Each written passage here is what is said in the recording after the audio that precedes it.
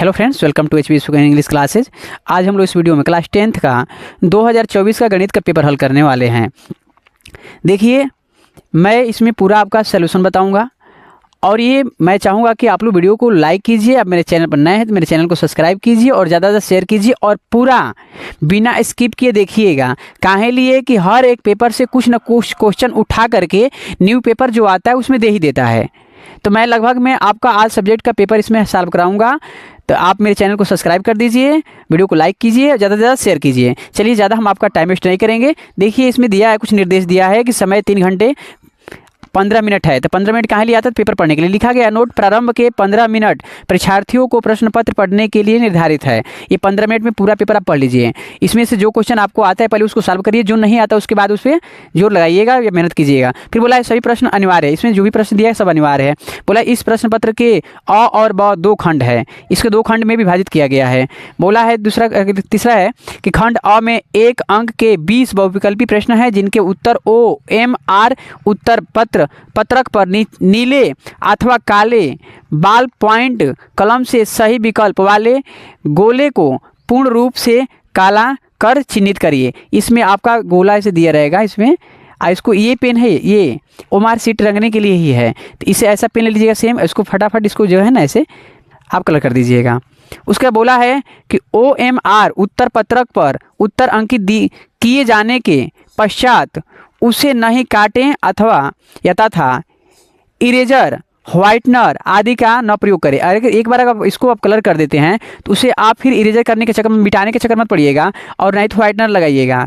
फिर इसको काट करके फिर दूसरा गोला मतलब जो सर्कल करने का चक्कर मत पड़िएगा। जो हो गया सो हो गया।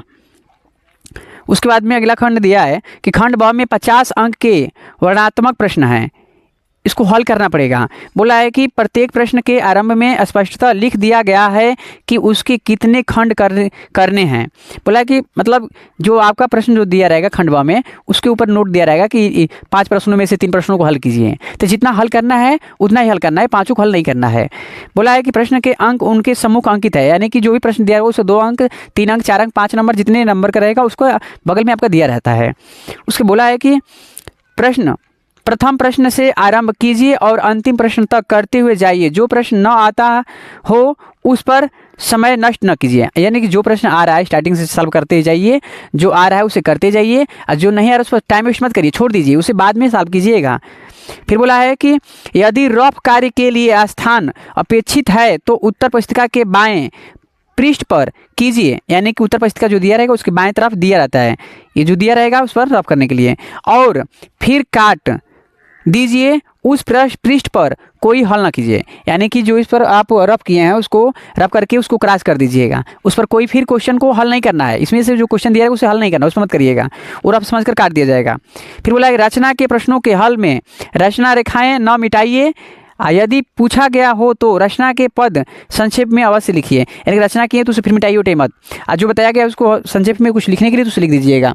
फिर अगला क्वेश्चन आपका दिया है कि जिन प्रश्नों के हल में चित्र खींचना आवश्यक है उसमें स्वच्छ एवं शुद्ध चित्र अवश्य खींचिए। बिना चित्र के ऐसे हल अपूर्ण और अशुद्ध माने जाएंगे, यानी कि बिना चित्र खींचे आप उसे हल कर देते हैं तो पूरा हल नहीं माना जाएगा, अशुद्ध माना जाएगा, उसका नंबर आपका काट दिया जाएगा।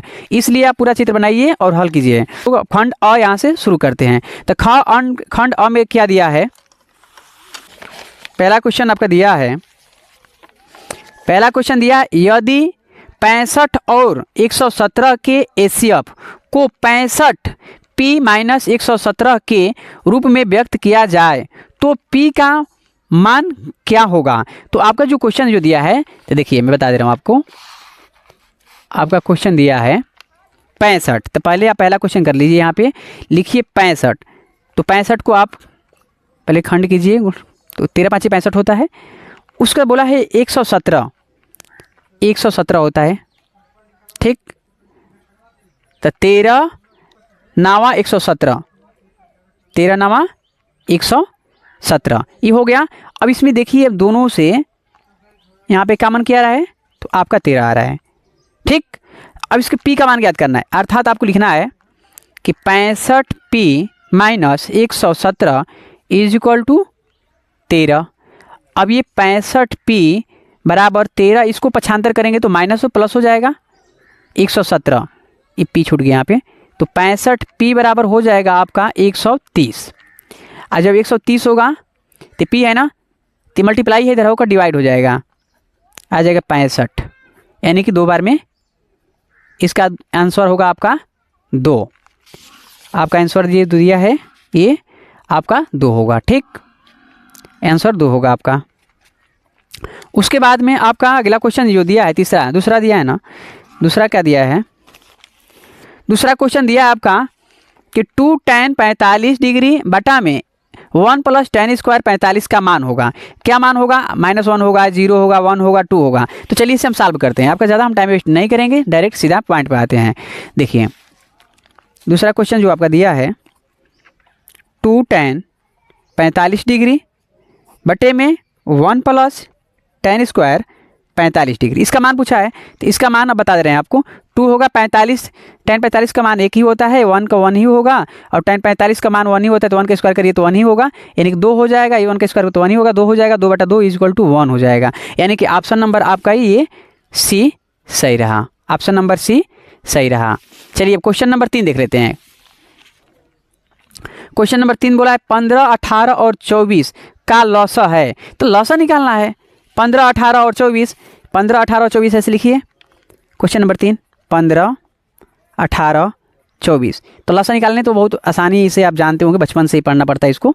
तो 15 होता है, ये 9 होगा, और 12, 15, 9, 6, 15, 9, 3, 3 5 15, तितली के 9, 3 एकम 3, 3 एकम 3, ये 5 रहा, यानी कि 2 दूनी के गुणा कीजिए, यहीं पे कीजिए,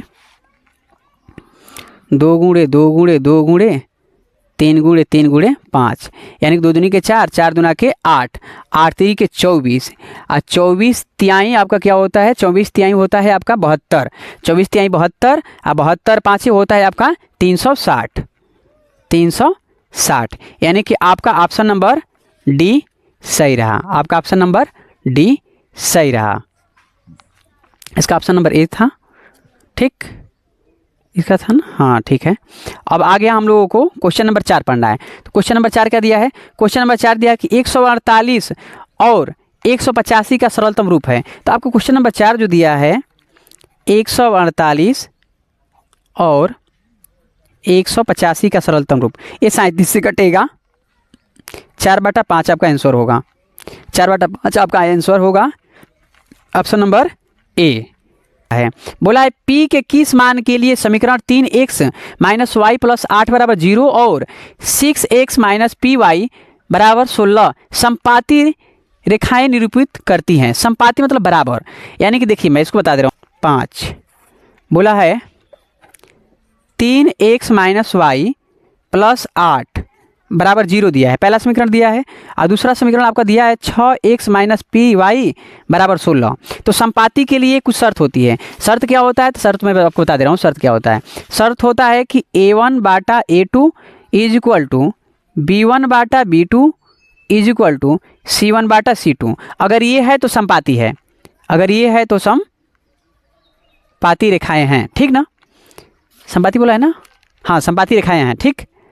अगर ऐसे देता है तब, अब देखिए अब इसको हमको तीनों शर्त बराबर होना चाहिए। तो ये बोला है 3/6 = -1 बटा में p, -p दिया है, बराबर 8, इधर आएगा तो माइनस हो जाएगा, ठीक ना, ये आएगा तो इधर माइनस हो जाएगा, तो माइनस हो जाएगा 16। तो ये 8 एकम 8, 8 दूना के 16, 1 और -2, ये 3 एकम 3 और 3 दूना के 6, ये माइनस माइनस प्लस हो गया। तो एक बार हम पहले इसका कंपेयर करते हैं, इसका इतना कंपेयर करते हैं, यानी कि 1/2 = 1/p, ये मल्टीप्लाई एक दूसरे से क्रॉस मल्टीप्लाई करते हैं ऐसे, तो आएगा p = 2।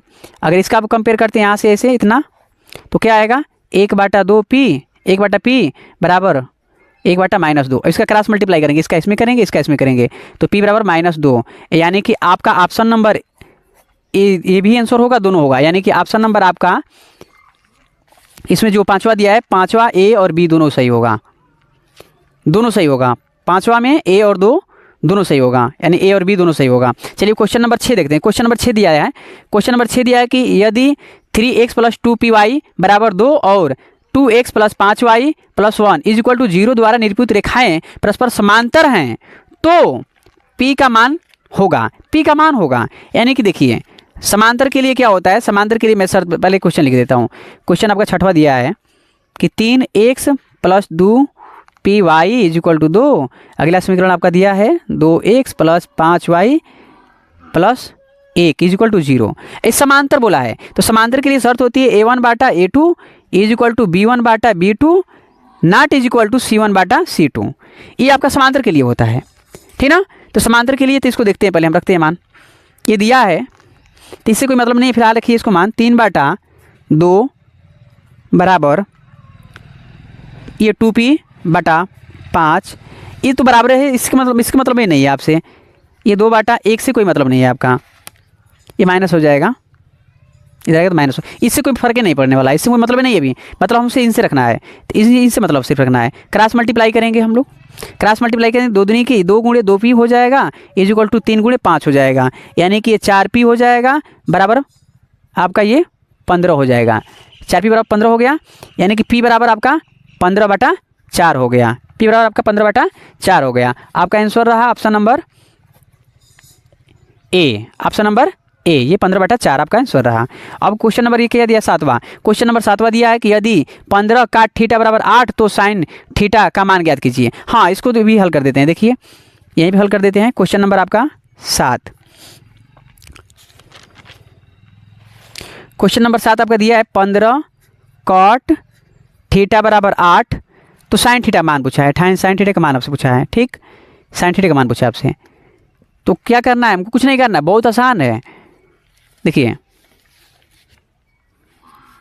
बहुत आसान है।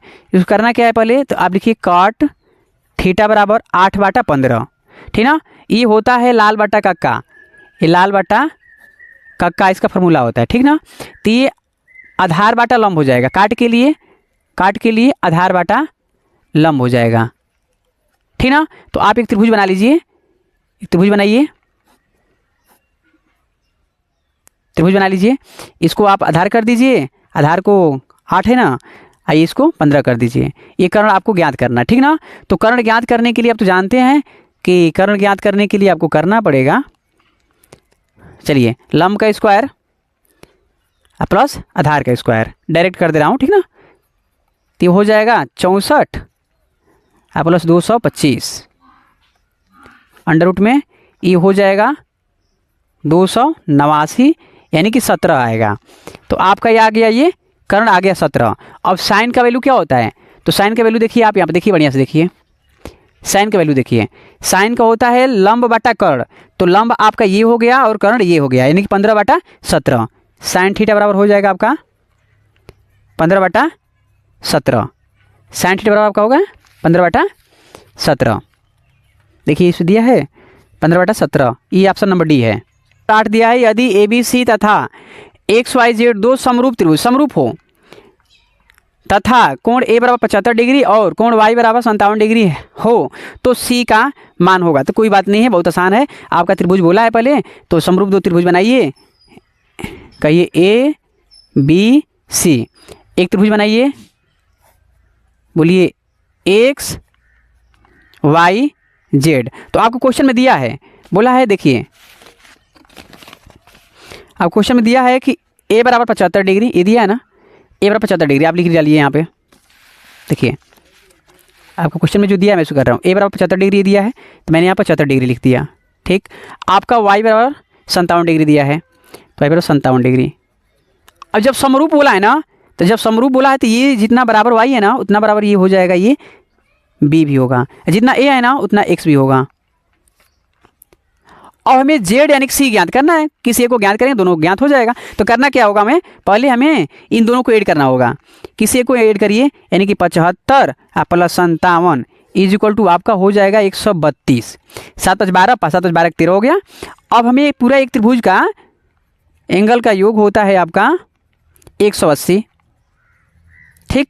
तो हमारा हो गया, आपका दिया है कितना, A दिया है आपका 75 और B आपका दिया है 57 अब प्लस सी आपसे पूछ ही रहा है, 180 हो गया, तो आप जोड़े हैं तो 132 आया है ना, 132 प्लस सी हो गया इक्वल टू 180 हो गया, यानी कि एंगल सी बराबर 180 माइनस 132 हो गया, बराबर आपका 48 डिग्री आ गया।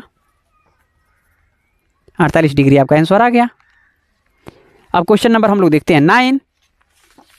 क्वेश्चन नंबर 9 दिया है कि बिंदु एम निर्देशांक दिया है -3 और 4 की मूल बिंदु से दूरी, मूल बिंदु 0 0 होता है ना, कोई बात नहीं है। देखिए क्वेश्चन नंबर दिया है आपका एम इज इक्वल टू दिया है आपका, sorry M is equal to बोले एम कोई बिंदु है, वहाँ पर दिया है -3 और 4, और मूल बिंदु बोला है, मूल बिंदु से दूरी बोला है, तो मूल बिंदु मतलब 0 0, इसका निर्देशांक क्या होगा 0 0। मूल बिंदु का से दूरी बोला है, तो दो रेखाओं के बीच की दूरी क्या होता है, दो बिंदुओं के बीच की दूरी होता है क्या आपका x1 माइनस x2 का whole square plus y1 minus y2 का होल स्क्वायर। चलिए तो करते हैं हम, यहाँ से x1 कितना दिया आपका x1 y1, x1 x2 y2, तो x1 आपका दिया है -3 और आपका ये 0 हुआ, इसका होल स्क्वायर, ये y1 कितना दिया आपका 4 और ये दिया है 0, ठीक, होल स्क्वायर करिए इन दोनों का, तो ये तितली का 9 हो जाएगा, डायरेक्ट कर दे रहा हूँ बाबू, 9 हो जाएगा, और ये 4 चौके 16 हो जाएगा, ये 16 और 9 यानी कि 25 हो गया, यानी कि अंडर रूट से निकलेगा कितना आएगा 5, आपका आंसर होगा इसका 5 मात्रक होगा आपका, ठीक। अब क्वेश्चन आपका दिया है 10 नंबर, बोला है बिंदुओं -2 6 और बिंदुओं -2 10 को मिलाने वाले रेखाखंड के मध्य बिंदु के निर्देशांक, मध्य बिंदु बोला है, तो मध्य बिंदु का फॉर्मूला तो जानते हैं। देखिए मैं बता दे रहा हूँ आपको, क्वेश्चन नंबर 9 है ना, नहीं 9 ये तो, ये 9 ये था और 10 ये बता दे रहा हूँ। 10 आपका बोला है बिंदुओं दिया है -2 6 और -2 10, मध्य बिंदु बोला है, मध्य बिंदु बोला है आपसे, तो मध्य बिंदु के लिए करना क्या होगा, तो x1 प्लस x2 बटा में 2 होता है और y1 प्लस y2 बटा में 2 होता है, तो x1 आपका ये रहा, y1 ये रहा और x2 ये रहा, y2 ये रहा, तो x1 यानी कि -2 बटा में 2, इसको रखिए 6 प्लस 10 बटा में 2, इसको करिए, तो ये -4 बटा 2 हो गया और ये 16 बटा 2 हो गया, ये काटिएगा तो -2 होगा और ये 8 होगा, यानी कि आपका मध्य बिंदु आ गया -2 और 8। आपका ऑप्शन नंबर कितना रहा -2 और 8, ये ऑप्शन नंबर ए, आपका जवाब रहा -2 8, ऑप्शन नंबर ए। अब क्वेश्चन नंबर आपका 11,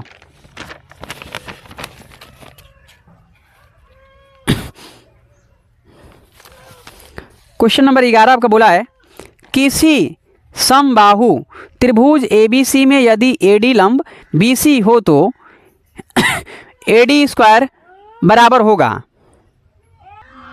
आपका क्वेश्चन नंबर 11 बोला है किसी समबाहु त्रिभुज ABC में यदि AD लंब है BC पर, तो AD लंब है BC पर, समबाहु त्रिभुज मैंने बना दिया है, और AD स्क्वायर पूछ रहा है आपका, AD स्क्वायर पूछ रहा है, इसको पूछ रहा है, तो समबाहु का मतलब इसके बराबर ये होगा, इसके बराबर ये दोनों होगा, मैंने ये भुजा तीनों के बराबर होगा, और ये लंब बोला है ना, तो इसके बराबर ये भी 2 पार्ट हो गया, तो आपको AD निकालना है, तो AD निकालने के लिए करना क्या पड़ेगा, तो बता रहा हूँ आपको, AD के ज़्यादा परिश्रम आपको नहीं करना पड़ेगा, आपको निकालिए AD स्क्वायर बराबर, लिखिए क्वेश्चन नंबर कितना रहा, ये क्वेश्चन नंबर आपका 11 रहा, लिखिए AD स्क्वायर बराबर, ये AD है ना, यानी कि लंब है, मान लीजिए का लंब है ये है, कर्ण करिए, कर्ण आपका AC है ना, तो AC का स्क्वायर माइनस ये आपका ये आधार है, आधार आपका CD रहा ना, CD का स्क्वायर, तो बाबू हम जो है AC लिखे हैं, तो जब मैंने बोला कि समबाहु है तो इसके बराबर ये और इसके बराबर ये, इसके बराबर ये, मैंने कि AB बराबर BC हुआ, BC बराबर AC हुआ, जब तीनों के तीनों भुजा बराबर है तो क्या हम AC के जगह BC लिख सकते हैं, AC के जगह पर इसके BC लिख सकते हैं, इसके जगह पर ये, यानी कि इसके जगह पर इसके लिए हाँ लिख सकते हैं, तो BC का स्क्वायर मैंने कर दिया, अब -CD स्क्वायर कर दिया। अभी बताइए हमको BC स्क्वायर जो है, BC ये पार्ट ये दो मिलाकर ने हुआ है, तो हम किसी एक पार्ट को लिखना चाहते हैं तो डबल कर देते हैं, 2CD कर देते हैं। 2CD का स्क्वायर माइनस आपका CD स्क्वायर कर दिया, और ये 2 दूनी का 4 कर दिया, 4 CD स्क्वायर हो गया, और ये माइनस CD स्क्वायर हो गया। हम करेंगे घटाएंगे तो 3 CD स्क्वायर आ गया। आपका ये आंसर रहा 3 CD स्क्वायर, आपका आंसर रहा ऑप्शन नंबर ये डी। अब क्वेश्चन नंबर हम लोग 12 देखते हैं। क्वेश्चन नंबर 12 दिया है कि त्रिभुज ABC के शीर्षों के निर्देशांक क्रमशः 7 5 5 7 और -3 3 है। यदि BC का मध्य बिंदु D है तो AD की माप होगी, AD की माप होगी, यानी क्वेश्चन नंबर आपका 12 बोला है।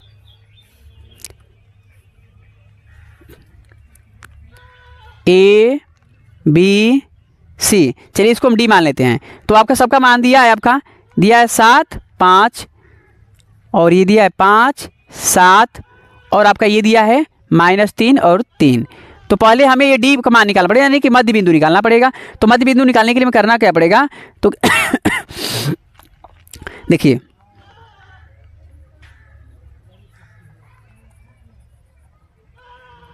मध्य बिंदु के लिए आप जानते हैं कि x1 बटा x2 होता है ना, ये x1 बटा x2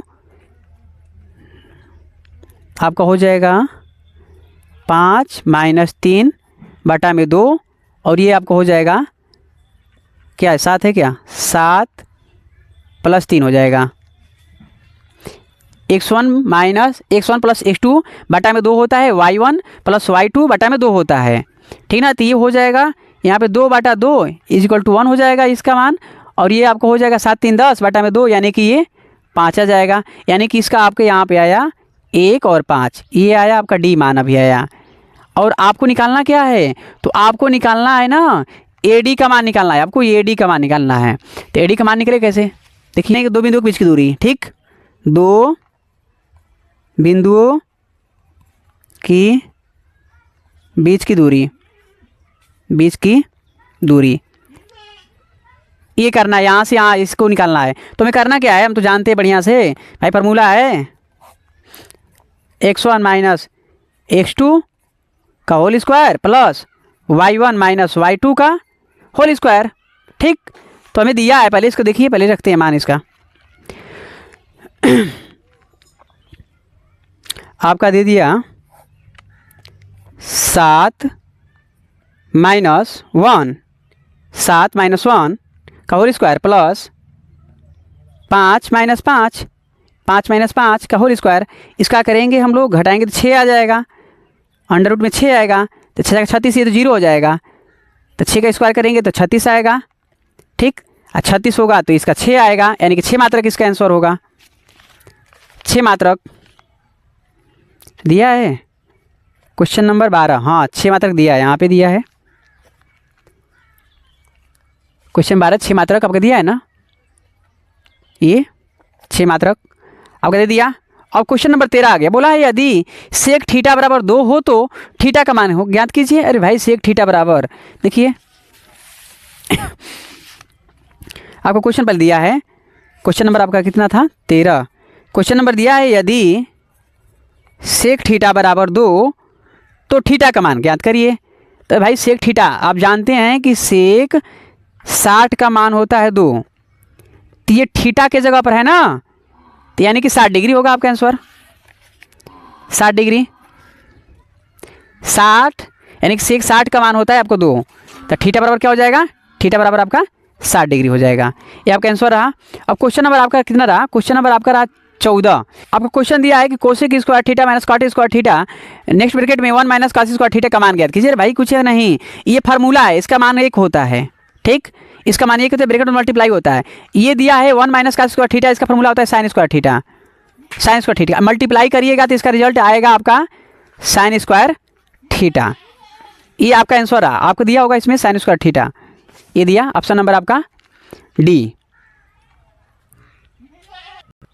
आपको क्वेश्चन नंबर 15 दिया है, एक लंबवृत्तीय बेलन के आधार का क्षेत्रफल 9 पाई सेमी स्क्वायर है, तो उसके आधार की त्रिज्या कहते हैं, यानी कि मैंने एक बेलन बना दिया, इसका दे दिया है आपका 9 पाई, इसका क्षेत्रफल दे दिया है। तो जो होता है आपका बेलन का आधार का क्षेत्रफल, इसको बोलते हैं हम लोग, होता है बेलन का आधार का क्षेत्रफल, आपका दिया है 9 पाई, तो क्षेत्रफल क्या होता है पाई r स्क्वायर होता है, तो आपका पाई पाई से मर गया, तो बचा क्या यहाँ पे r²/9, सॉरी r² बराबर 9, तो ये r हटेगा अंडर रूट में, ये 9 हो जाएगा, तो r बराबर आपका 3 आ जाएगा। ये क्या आ गया 3, यानी कि ऑप्शन नंबर आपका कितना रहा, ऑप्शन नंबर ए, आपका ऑप्शन नंबर ए, ये आंसर रहा आपका। ए त्रिज्या पूछा था ये। अगला नंबर आपको क्वेश्चन नंबर 6 दिया है, 16। अब क्वेश्चन नंबर 16 दिया है कि 4 सेमी त्रिज्या वाले वृत्त के अंतर्गत खींचे जा सकने वाले एक वर्ग का क्षेत्र, देखिए वर्ग बोला है, वर्ग के मतलब चारों भुजाएं बराबर होती है, तो पहले एक वृत्त बनाना है हमें, तो पहले एक वृत्त बनाते हैं हम, इसलिए वृत्त हो गया ये। इसके अंदर हमें बनाना है क्या, एक चतुर्भुज बनाना है। चतुर्भुज में कैसा, तो वर्ग, ऐसा हो गया, ये वर्ग है, ठीक ना। अब वर्ग की सभी भुजाएं उसकी बराबर होती है, ठीक ना। अभी बोला है, क्या बोला है, 4 सेमी त्रिज्या वाले, 4 सेमी त्रिज्या वाले वृत्त के अंतर्गत, ये 4 सेमी त्रिज्या बोला, यहाँ से इतना, ये 4 सेमी है, और ये मिला देंगे पूरा, तो टोटल कितना हो जाएगा 8 सेमी हो जाएगा, व्यास हो जाएगा, ठीक ना। तो इसका पहले हम क्या करते हैं, इसका पहले हम लोग भुजा ज्ञात करते हैं। तो भुजा ज्ञात करते हैं, तो भुजा ज्ञात करने के लिए क्या करना पड़ेगा हमें, तो पहले इसको कर्ण समझ लीजिए, कर्ण हो गया। तो देखिए क्वेश्चन नंबर आपका 16 रहा, कर्ण का स्क्वायर बराबर होता है आपका आधार का स्क्वायर प्लस लंब का स्क्वायर होता है, ठीक ना। तो कर्ण का भी स्क्वायर क्या है, माने कि 8 का स्क्वायर कर दीजिएगा आप, x square plus x square, तो आपका कितना हो जाएगा, ये 64 हो जाएगा, और ये 2x स्क्वायर हो गया, तो भैया 2x स्क्वायर हो गया ना, तो ये आपका 32 गुना के 64 होता है ना, कट गया यहाँ से, x स्क्वायर हो गया, x स्क्वायर पर मतलब 32 बचा है, 32, यानी कि x के बराबर ये अंडर रूट में जाता है ये 32, तो ये हो जाएगा 4 अंडर रूट 2 होगा, 2 सेमी, ये भी भुजा है, याद रखिए भुजा है, ये क्या है, भुजा है। आपका पूछा क्या है, तो बोला है भुजा तो बोला है कि खींचे जा सकने वाले वर्ग का क्षेत्रफल, ये वर्ग का क्षेत्रफल बोला है, ये पूरा वर्ग जो है ना ये इसका क्षेत्रफल। तो वर्ग का क्षेत्रफल क्या होता है आपका, तो वर्ग का क्षेत्रफल होता है भुजा स्क्वायर होता है, क्या होता है, तो भुजा स्क्वायर होता है। तो आपको भुजा स्क्वायर क्या हो गया, आपका दिया है 4 अंडर रूट 2 स्क्वायर कर दीजिए, यानी कि हो जाएगा 4 चौके 16 गुणे ये 2 हो जाएगा, 16 दूना के 32 सेमी, 32 सेमी। देखिए आपका ऑप्शन नंबर दिया है क्या, ऑप्शन नंबर हाँ दिया है, ये देखिए 32 सेमी स्क्वायर दिया है ना, 32 सेमी स्क्वायर। आपको क्वेश्चन नंबर 17 रहा, देखिए क्वेश्चन नंबर 17 भी देख लीजिए। चलिए क्वेश्चन नंबर 17 आपका आ गया, बोला है निम्नलिखित सारणी से माध्य होगा, ये वर्ग अंतराल आपका दे दिया है, उसके बराबरता भी दिया है, तो वर्ग अंतराल और बराबरता दोनों दिया है। तो चलिए देखिए करते हैं, तो ज़्यादा हम वर्ग अंतराल तो आपको लिख दिए हैं, ठीक ना, वर्ग अंतराल आपको लिख दिए हैं, अब हमें बराबरता लिखना है, तो बराबरता भी लिख दे रहे हैं, कोई दिक्कत नहीं है, लीजिए 4 2 1 3, ठीक ना, बराबरता भी लिख दिया। अब हमें देखिए ए फाई निकालना है, तो फाई निकालने के लिए करना क्या पड़ेगा, हम दोनों को जोड़ेंगे, ये 5 3 8 हो गया ना, 8 को 2 से भाग देंगे तो कितना आ जाएगा, यानी कि 4 आ गया, 4 दूना 8 होता है ना, इन दोनों को 7 5 12, 12 को 2 से भाग देंगे हम तो कितना आएगा 6 आएगा, ये 9 7 16 होगा, 16 को 2 से भाग दें तो 8 आएगा, यानी कि ये आपका 9 20 हो गया ना, 20 को 2 से भाग देंगे तो 10 आएगा, ठीक ना, ये आपका 10 आ गया। अब हमें तो इसका मल्टीप्लाई करते हैं, तो देखिए 4 चौके 16 हो गया, 2 8 16 हो गया, 4 चौके 16 2 6 12 होगा ना, 8 एकम 8 हुआ, ये 10 3 30 हुआ, हम ऐड करेंगे तो 66 आएगा, और ये आपका कितना आता है, बराबरता आपका आता है ये 10 आता है, ठीक ना, बराबरता आपका 10 आता है, ठीक। अब हमें माध्य ज्ञात करना है, तो माध्य बराबर होता क्या है, माध्य बराबर होता है आपका sigma F I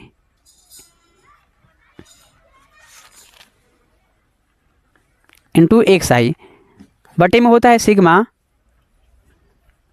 F I. तो ये हम जोड़ दिए हैं डायरेक्ट, तो 66 आया आपका जोड़ गुणा करके कर दिए हैं, 10 से भाग दे रहे हैं हम, तो आएगा आपका 6.6, यानी कि ऑप्शन नंबर आपका कितना सही रहा, ऑप्शन नंबर आपका सी सही रहा। क्वेश्चन नंबर 17 देखते हैं, 18। आपको क्वेश्चन नंबर 18 बोला कि एक पासे को एक बार फेंका जाता है तो एक अभाज्य संख्या के आने की प्रक्रिया होगी, एक अभाज्य संख्या के आने की प्रक्रिया होगी, तो क्या होगी, 1/2 3/3 सॉरी 2/3 या 1/3, तो होगी क्या, तो हम देखते हैं, अभी ज़्यादा हम आपका टाइम वेस्ट नहीं करेंगे। ये अभाज्य बोला है ना, तो अभाज्य में आए 2 आएगा, 3 आएगा, 5 आएगा, अभाज्य में इससे अधिक आता नहीं है, अभाज्य में यही आएगा, तो संख्या कितना हुआ, तो 3 हुआ, ये 6 हुआ, यानी कि 1/2 हुआ। आपका आंसर कितना होगा, आपका आंसर होगा 1/2 यानी कि बी। क्वेश्चन नंबर बी आपका ये सही आंसर रहा। अब क्वेश्चन नंबर आपका 19 बोला है। क्वेश्चन नंबर 19 क्या बोला है, यदि किसी आवृत्ति वितरण का माध्य 20.5 तथा माध्यिका 21 हो तो उसका बहुलक होगा। बहुलक क्या होगा, तो देखिए हम बता रहे हैं आपको। बहुलक ज्ञात करने के लिए करना क्या पड़ेगा हमें, क्वेश्चन नंबर आपका 19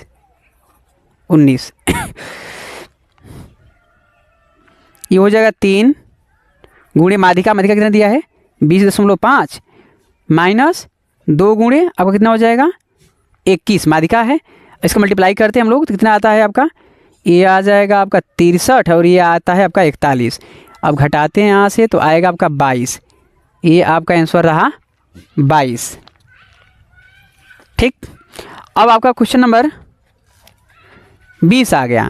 क्वेश्चन नंबर 20 बोला है कि निम्नलिखित में से कौन सी किसी घटना की परिकता नहीं हो सकती, मतलब परिकता हो ही नहीं सकती। यानी कि परिकता देखिए एक हो सकती है, एक से कम हो सकती है, लेकिन एक से अधिक नहीं होती है। ठीक, तो एक से अधिक नहीं हो सकती है, तो हम देखिए करते हैं। अभी करना क्या है, इसको देखिए ना, हम इसको 3 से 4 को 3 से डिवाइड करेंगे तो एक से अधिक ही आएगा, इसका रिजल्ट एक से अधिक आएगा। देखिए कर दे रहे हैं हम अभी आपको। ऑप्शन नंबर ये क्वेश्चन नंबर 20 है ना, 4/3 दिया है, यानी कि 4 में 3 से भाग देना, तो 3 एकम 3 आया, 1 आएगा, दशमलव बढ़ा करके तितली के एक से अधिक आ गया ना। और बाकी सबका देखिए, बाकी सबका कम आएगा। जब कम आएगा तो भाई तो संभावना है, परिकता हो सकती है, लेकिन नहीं हो सकती है, यानी कि ऑप्शन नंबर आपका ए, एक से अधिक नहीं आना चाहिए, इसका मान एक से अधिक नहीं आना चाहिए, तो आपका ऑप्शन नंबर ए सही रहा। अगर ये वीडियो आपको पसंद आया तो वीडियो को लाइक कीजिए, आप मेरे चैनल पर नए हैं तो मेरे चैनल को सब्सक्राइब कीजिए। उसके बाद अब हल करते हैं खंड नंबर बी। अब हमें करना है खंड ब में देखिए आपको दिया वर्णात्मक प्रश्न दिया है, यानी कि जो भी इसमें क्वेश्चन है इसे पूरा सॉल्व करना है। तो ये बोला है कि सभी खंड कीजिए। क्वेश्चन नंबर पहला दिया है कि यदि काट a बराबर b/a तो सिद्ध कीजिए कि b सेक a बटा में a कोसेक a बराबर 1, यानी कि बायां पक्ष को सॉल्व करके आपको दायां पक्ष लाना है। तो देखिए ये इसका मैं हल यानी कि सॉल्यूशन डिस्क्रिप्शन में लिंक डाल दूंगा पूरा सॉल्व करके, इसमें मैं अभी हल नहीं कर रहा हूँ क्योंकि वीडियो बहुत लंबी हो जाएगी। फिर बोला है x के किस मान के लिए 2x x + 8 तथा 3x + 1 समांतर श्रेणी में होंगे, यानी कि इसे भी सॉल्व करना है। ठीक, तो देखिए मैं इसका बता रहा हूँ कि आपका डिस्क्रिप्शन में लिंक दे दूंगा, मैं सॉल्व करके डाल दूंगा। बोला है कि सिद्ध कीजिए कि 2√3 एक अपरिमेय संख्या है, इसे भी सिद्ध करना है। बोला है कि एक घन का आयतन 729 घन सेमी है, तो इसका संपूर्ण पृष्ठीय क्षेत्रफल, इसका फॉर्मूला याद रहेगा तो आप लगा लेंगे। ठीक, बोला है बिंदु 2, -3 और -4, 6 को मिलाने वाले रेखाखंड को 1:2 के अनुपात में अंतः विभाजित करने वाले बिंदु के निर्देशांक ज्ञात कीजिए, इसे भी हल करना है। अगला क्वेश्चन बोला है आपका कि निम्नलिखित आवृत्ति वितरण से माध्य ज्ञात कीजिए, इसे हमें हल करना पड़ेगा। ठीक, तो इसे मैं अभी हल नहीं कर रहा हूं, मैं बोल रहा हूं कि इन सारे क्वेश्चनों का सॉल्यूशन मैं डिस्क्रिप्शन में लिंक डाल दिया हूं, उससे जाकर देख लीजिए। फिर बोला है आपका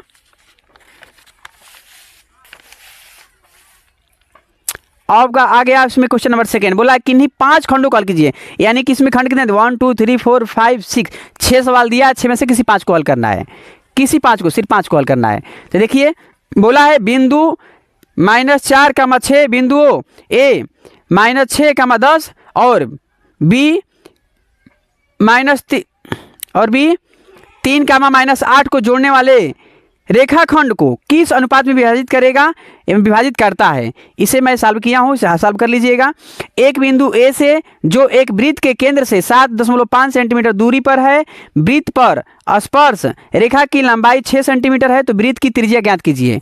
देखिए ये मैं जितना भी क्वेश्चन आपको बता रहा हूँ इसलिए बता रहा हूँ कि ये इसमें से जो पेपर हर साल बनते हैं, तो हर एक पेपर से एक क्वेश्चन को उठा करके किसी न किसी पेपर से उठा करके दे देता है। तो इस बार जो 2025 में अब एग्जाम देंगे तो इसमें से कुछ ऐसे क्वेश्चन होंगे 80 से 90% जो उसमें मिल जाएंगे, मैच करेंगे, सेम रहेंगे।